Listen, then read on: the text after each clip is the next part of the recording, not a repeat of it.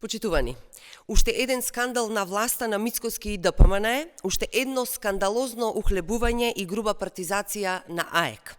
Собственичката на фирмата што требаше да ја изгради спорната катна гража кај Собранието, Анкица Трпковска, власта ја избра да биде член на комисијата на АЕК, Агенцијата за електронски комуникации, со надоместок од 2700 евра месечно.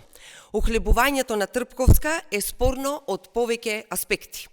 Прво, власта спроведува брутална партизација на АЕК, која треба да биде независно тело и вдомува лица со лични и партиски релации со функционерите од актуелната власт. Трпковска, почитувани, се уште се води како собственичка на компанијата, што требаше да ја гради спорната катна гража, а избрана е во период кога се подготвува закон со кој би требало да се обештети нејзината компанија. На нејзината фирма, почитувани, адвокати беше Панче Тошковски. Дали ова не е конфликт на интерес сам по себе? Дали блиските релации на нејзиното најтесно семејство со Панче Тошковски се една од причините зошто е избрана Трпковска? Овде, почитувани, нема ништо независно. Второ, власта го прекршува законот за електронски комуникации. ЕВА биографијата на Трпковска.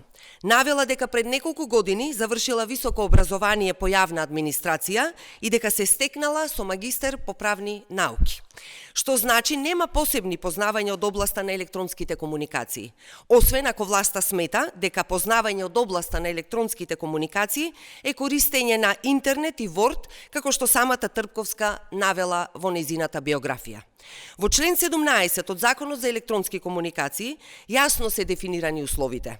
За да биде избран некој член на комисијата на АЕК, мора да има соодветно работно искуство во струката и, цитирам, посебни познавања од областа на електронските комуникации.